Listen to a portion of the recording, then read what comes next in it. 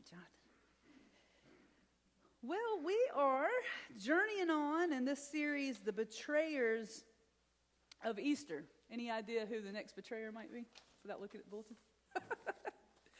So, you can kind of think through the story and easily come up with where we're heading with this, because there's some really significant roles that different groups of people and people play. And we've talked about betrayal is unfaithfulness or disloyalty is how we've defined it in this series. So we looked at the betrayal of the disciples, specifically Judas and Peter, and both betrayed Jesus. Both betrayed. Stories end very differently. The difference was not that one could get forgiveness and the other one couldn't. It was that one returned and the other one didn't. And then last week we looked at the religious leaders. Remember that, of how the religious leaders, and we learned that religious people, we get it wrong when we protect our traditions and our institutions, and we do that at all costs, because Jesus valued people over that, and he was constantly pushing back to the religious leaders because of that. But this week we're going to look at the government officials. Specifically, we're going to look at Pilate and the soldiers. Okay, so don't check out on me and think, well, I'm not a government official, Marty. I don't have that, because there's truth in this for all of us, and we all have influence and we all have authority in different areas. So let me just kind of give us a little bit of background on what's going on here. So last week we talked about the role of the religious leaders. Now that's the council, the Sanhedrin is what that council is called. And there's basically two parties. There's the Pharisees and the Sadducees in that. Now they have a religious authority over the Jews. They're the overseers of the temple, and they have a tremendous amount of power. And they are known to misuse that power from time to time, as we're going to see in today's scripture as well. But don't forget, even though they are powerful leaders, they are an occupied people. That Rome is now in control, and Rome is the most powerful nation in the known world, that part of the world, the known world, I think it's fair to say.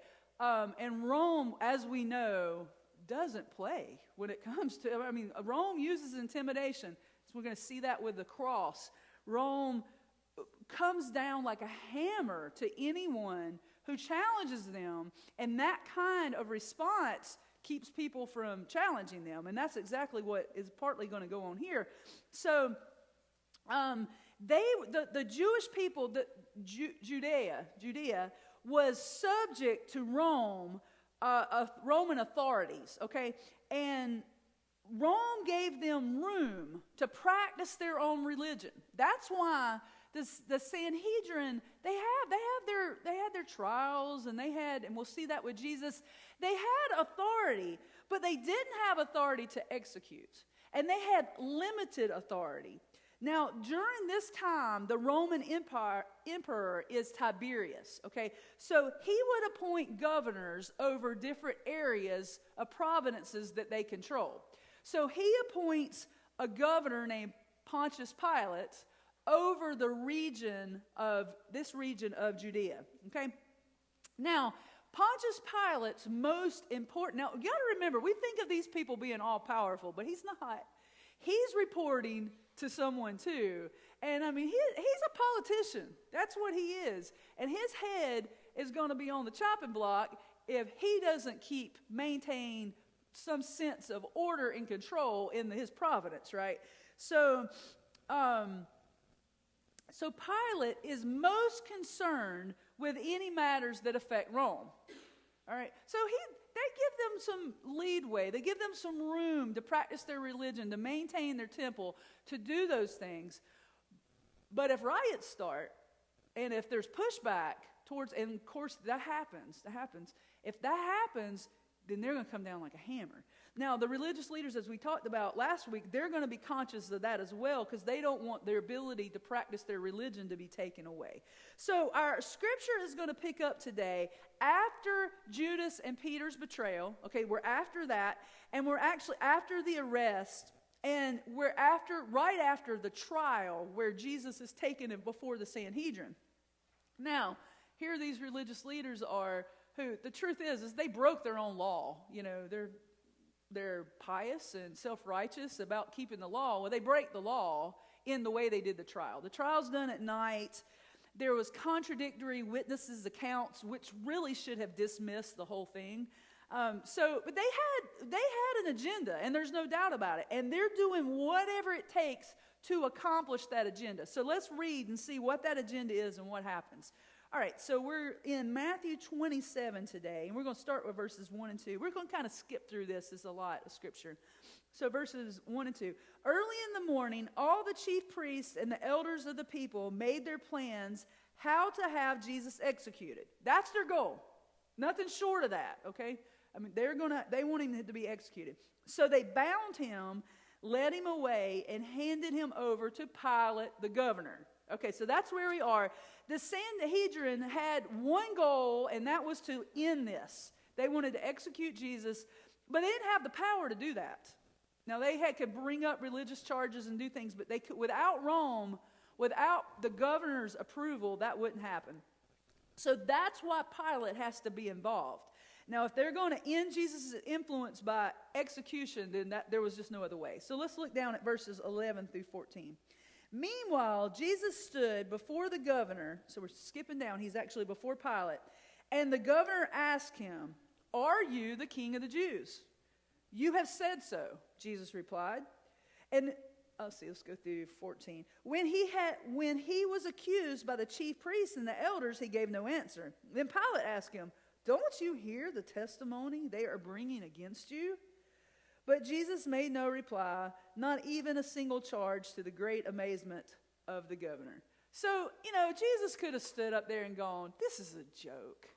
They're breaking their own rules. I'm being falsely accused. You don't have a case." He could have done all that. And he just doesn't play their games. Now, one of the challenges in this scripture is we know that this happening is purposed by God for the redemption of all humanity. We know that. But we also know that we can look at the betrayal on the side of people and you go, but if they didn't do those things, Marty, then Jesus wouldn't have. Well, let's look at it from the context of the nature of people and the choices they made, because that's going to speak to our own hearts. Okay, so he doesn't play their games. He doesn't get in their debates. What's the point of doing that, right? I mean, they have made up their mind on what they're going to do, and he doesn't play theyou game. He never does what they expect him to do. And he constantly keeps them on their toes like that, because they're like, don't you know what they're charging? Well, of course he does. But he doesn't play their game. So now let's look at verses 15 through 18. Now it was the governor's custom at the festival to release a prisoner chosen by the crowd. And at that time, they had a well-known prisoner whose name was Jesus Barabbas. So when the crowd had gathered, Pilate asked them, "Which one do you want me to release to you, Jesus Barabbas, or Jesus who is called the Messiah?" For he knew it was out of self-interest that they had handed him over. Okay, so here we are. This custom that Pilate's talking about, where during this time, there's the time of the Passover, they give the option to release a prisoner. Now remember, what is Pilate's most important role? His most important role is to protect the interest of Rome and to keep order, right? To keep order. And if there's not order, he's going to stop it. So that's what he's about. So this is a custom. It probably happened from one of his predecessors, a former governor, who started this custom to we're going to release somebody. It shows good favor. It shows, it shows that they take things seriously, yet there's this level of good favor. So he's going to honor. It's not a law. He doesn't have to do this. And I want you to see this. Pilate is making his decisions here, okay? He doesn't have to do this. But it looks like a good political move for Pilate. This is a good move because it's going to be frowned upon if he's too lenient. Rome is not going to like that because that's not how they operate. Okay, especially for non-Roman citizens. So probably what he thought, now this is guess, okay, but probably what he thought is he knows this is a joke. I mean, and it says he knows they have their own self-interest at heart. He knows there's no case for Jesus. So, and he also knows that Barabbas is clearly a criminal. And I think he really thought that this was a great political move on his part. He's giving up something and then he's getting off the hook with Jesus. Because he's not having to stand up against the religious leaders, but he'll just play the system. It sounds like a politician, doesn't it? He'll play the system and it'll all work out in his favor. And it looks like a win-win for him. You know, he's the hero, everything's good and all's well. Of course, we know that's not what's about to happen. So now let's look at verse 19. While Pilate was sitting on the judge's seat, and that is a place, that would be in the palace of Herod the Great, so it's an actual place. When he was sitting on the judge's seat, his wife sent him this message: don't have anything to do with that innocent man. Everybody knows, right? That innocent man. For I have suffered a great deal today in a dream because of him. All right. Everybody knows this is ridiculous. Like, Pilate knows there's no case against this man. The witnesses that came before in the Sanhedrin, they contradicted each other. I mean, it's the evidence is not there. This is a false trial. They know it. And then there's this dream that his wife has. We're like, dream? Well, actually, this is not uncommon in Scripture. I want you to think back. Non-Jewish people, not people that are not connected to God in that way, non-Jewish people of power have historically had dreams. Think about it. In Egypt, when Joseph was in Egypt and he was imprisoned, who had the dream that he had to interpret? Pharaoh, right? Pharaoh of Egypt, non-Jewish person, has a dream. And then Joseph comes in and he interprets that dream. Also happens in Daniel. The king of Babylon and Daniel has this dream, and Daniel comes in and interprets it. So this is not totally foreign that she would have this. This has happened in other times through history where dreams to powerful non-Jewish leaders, it actually happens. So, but what does Pilate do with that information? I mean, it looks like he does nothing. I think he thought he had this thing figured out. I mean, she says, I've been tortured over this. I'm telling you, this guy, don't mess with this innocent man. And he either thinks, I got this under control, I got this plan, and it's going to be a win-win for me, or he ignores her. I don't know which, but he doesn't stop what he's doing because of it. So, now let's look at 20 through 26. But the chief priest and the elders persuade the crowd to ask for Barabbas and have Jesus executed. Which of the two do you want to release to you? Asked the governor. Barabbas, they answered. What shall I do then with Jesus who is called the Messiah? Pilate asked. They all answered, crucify him. Why? What crime has he committed? Asked Pilate. But they shouted all the louder, crucify him. And when Pilate saw that he was getting nowhere, but that instead an uproar was starting, he took water and he washed his hands in front of the crowd. I am innocent of this man's blood, he said. It's your responsibility. And all the people answered, his blood is on us and on our children. Boy, that's a haunting phrase, isn't it? And then he released Barabbas to them, but he had Jesus flogged and handed over to be crucified. Okay. So let's see if we can break this down a little bit. So the first thing we see is the crowd is manipulated. All right. Well, that one's not hard for us to believe, is it?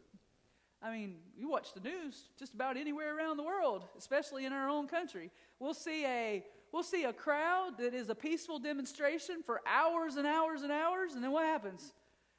So a few people come in, they get everybody riled up, and all you know, all of a sudden it's violent, right? It happens. You can see it at a football game. I mean, you could have a group of students that have been there the whole time, and things are good, and before you know it, somebody gets them going, and violence, and we are easily manipulated in crowds as people. It happens over and over again. Well, that's exactly what happened. So the religious leaders, again, they had their agenda. And their agenda is they want him executed. So in order for that to happen, this was their chance. So they manipulated the situation and manipulated the people, and the people fell for it. The religious leaders influenced them so that the purpose is achieved, and that's exactly what happened. So when Pilate realized, so we're going to focus on Pilate here for a bit, but when Pilate realizes it's getting out of control, he tries to remove his responsibility in the matter. Now, it's really almost humorous. Let me play this out, okay? This is how this goes. So he washes his hands, right? He's washing, and I'm going to do like Pilate and go, okay, so I'm just going to let you guys know I'm washing my hands of my responsibility to the service right now. I am no longer responsible for the service. I mean, it's almost funny, isn't it? It's like, Marty, you lost your mind. Of course you're responsible. You're speaking. I mean, that's what he's doing. He's like, I'm going to show you this nice symbolic act that I am no longer responsible for the decision I just made. It's a joke. It's a joke. So stating that I don't have responsibility, does that remove my responsibility? No. I mean, we can do these symbolic acts, and we can make these great gestures, and we can say, I'm no longer responsible in my best authoritative voice. But if I have the power to make the decision, guess what? I'm responsible. And I don't care how many times he washed his hands, and I know that would have been a part of their culture, he's still responsible. It reminds me of children. One of the things that when your kids learn how to, when you teach your kids to say they're sorry, you know that process when they start doing things early on, you got to say you're sorry, and they say it reluctantly a lot of times, and they don't like to do it. It hurts a little bit. I'm sorry, and then you got to say I'm sorry like you mean it. I'm sorry. And then they put two and two together, and what do? They start going, when they say I'm sorry, and you go, okay, well, your punishment is, you don't get to watch TV for a week. And they're like, what are you talking about? I said I'm sorry. What do you mean punishment, right? Yeah, that occasionally has happened in our house, maybe.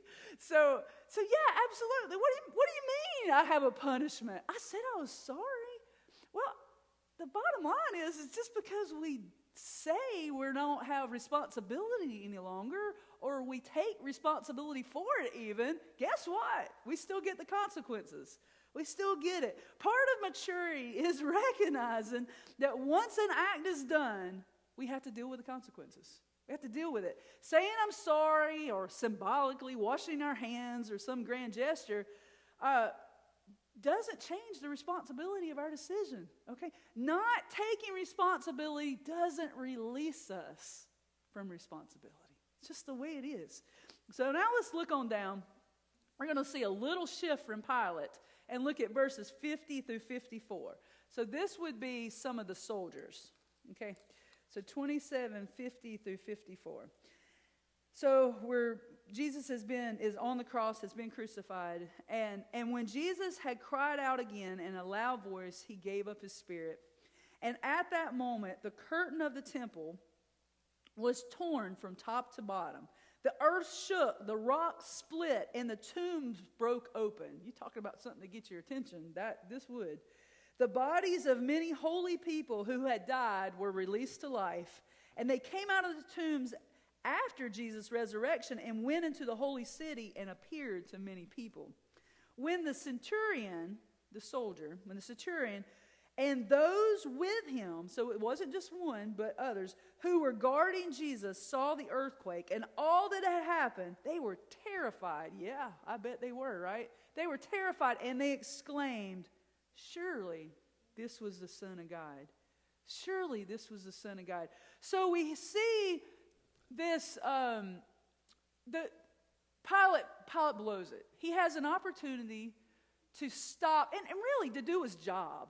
The truth is, it was his job to make sure that justice was served, and it wasn't. He knew it wasn't. And he can pretend like it wasn't his responsibility, but ultimately, the decision was in his lap, and he didn't do the right thing.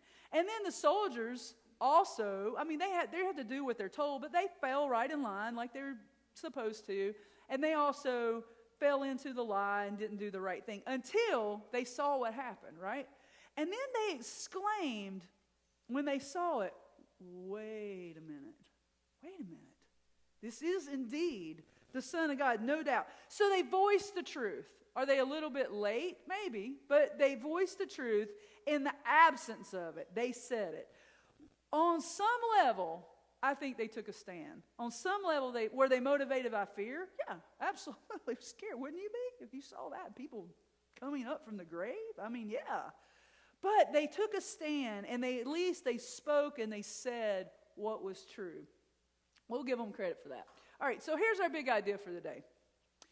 Not tremendously profound. It's not going to shake your world, but it would be nice if we all, as a world, did this. We need to take ownership of the decisions we make. We need to take ownership of the decisions we make. And I got to tell you, this is becoming more and more a problem in our culture today, I think. And I mean, we could talk about politicians all day and say, yeah, we're going to point at them. And granted, we can point at them because they're pretty good at not doing that oftentimes too. But let's take it internally and look at us. So what does that mean?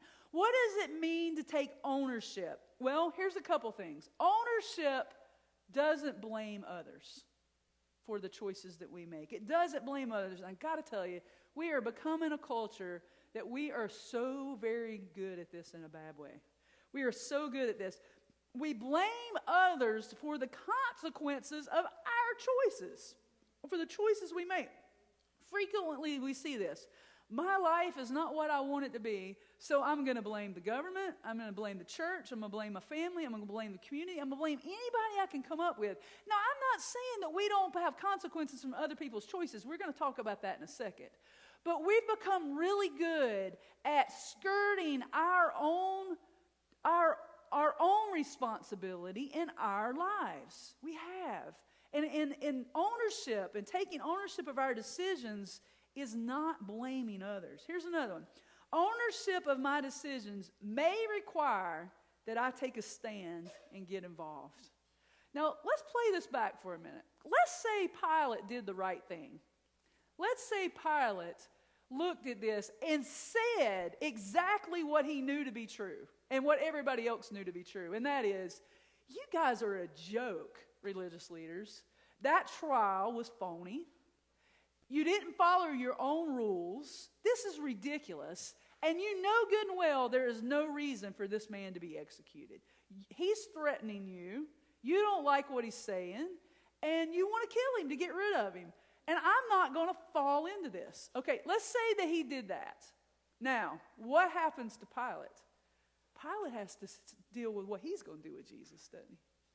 If he admits that, and he does that, now he has to get involved. He has to be involved. Taking a stand and telling the truth and owning our own choices may require us to get involved in ways that are uncomfortable. It might. The soldiers, I wish we knew the rest of the story. Because when those guys said, surely this is the Son of God, they're right. That's a strong claim. Now what? Now do they just get to go home and pretend like they don't know that? I mean, now that you know that's the Son of God, what are you going to do? It changes everything, right? So owning my decisions and acknowledging that may involve me being personally involved in taking a stand. An example of this is, as followers of Christ, we're supposed to be people of integrity, right? People of honesty, people of truth. Here's an example. If we are at a work situation and there's something going on that is not of high integrity, it's not true, it's not honest, what do we do? What do? We take ownership of our own decisions. And it may require we take a stand. It may require that we voice what is true. All right, so the next one is ownership of my decisions ownership of my decision embraces that my individual choices affect others. My individual choices affect others. I think this is hard to stay here in my head. But I can look at this in the context of work, and we can look at this in the context of Pilate and all those guys and what's going on in their life and go, yeah, they should be responsible. Don't they see how many people were affected by this? But here's what I want us to see for our own lives. The little decisions we make every day in our own personal lives affect other people. They do. Here's a good one. I don't do well with caffeine. Now, you guys know how hyper I am anyway. I don't do well with caffeine. It makes my heart race. It makes me jittery. I have enough trouble focusing on a good day. You put caffeine in this system, and it is bad. So let me just tell you, that's a personal choice. That is my right, isn't it? I can drink caffeine if I want. Mike's like, please don't. I can drink caffeine if I want to, right? That's a personal choice. Why does it matter? It matters, because let me tell you, if I would have drank a big old cup of caffeinated coffee this morning before I came in here, it wouldn't have been good for you. I mean, it just wouldn't. And it would have affected my family. And it would affect a lot of other things. Well, that's my own personal choice. Yes. But part of the consequences for that personal choice, you're going to pay for. And we have that all the time. We see that all the time. I know, here's another way of looking at it. We all know there are things that we need to do, decisions that we need to make to be healthy, to be emotionally healthy, to be spiritually healthy, to be physically healthy. We all know that there's things that are required of us. Don't get 2 good nights sleep. What does that look like? You know, sometimes it can't be helped. I get that. You guys were late last night getting in. Nothing you could do about that. It was one of the circumstances. But there are times, and I'm guilty of this when I get sucked into some series and I start watching. It's been one of those gold mining shows lately, and I start watching that stuff and stay up. If I do that too late a couple nights, do you not think my family's going to pay a price for that? I'm going to pay a price. So what are the decisions that you need to make in your life to stay or to be emotionally, physically, spiritually healthy? What are those things? When we neglect those things, it's kind of like not in a different way, not owning our decisions, not recognizing that my choices impact other people. So we have to take responsibility for our choices, even the choices that seem to be personal only to us, because there's really no such thing. How we live our life affects other people. You know, one of the most obvious and hard, examples of this is if I choose to drink and get in a car, then I have potentially changed the life of numerous people. You know, our personal choices affect other people. We have to take ownership of them. But not just the big ones like that. But what does it take for you to be healthy? Is your quiet time absolutely necessary for you to stay in tune with God and to parent in a way that honors God? It does for me. Whew, I missed that for a few days. It just goes down quick. I mean, absolutely. You got to have some personal time where you go for a walk, or walking's important for me. Get outside and exercise. Sometimes, do you need that? You know, if Mike doesn't get to be by himself and play guitar for a little bit, it starts going south in our house a little bit there too, right? I mean, it does. It's true. I mean, all those things matter, and we like to convince ourselves that those are just personal issues, and if I choose to do them, it's good, but if I don't choose to do them, it doesn't matter. But the reality is it does. So part of our challenge from this, I think, is that we need to own all of our decisions. And we need to remember part of that owning our decisions is understanding how even the smallest choice affects other people, how it does. Not taking responsibility doesn't remove responsibility. It just doesn't. It's almost laughable. Now, we're going to make mistakes, and we're going to make bad choices, and we're going to have to say, I'm sorry. And we're going to have to say, I messed up. That's part of it. But owning that shows that we're people of integrity. As followers of Christ, we are a people of truth and honesty and integrity. And that's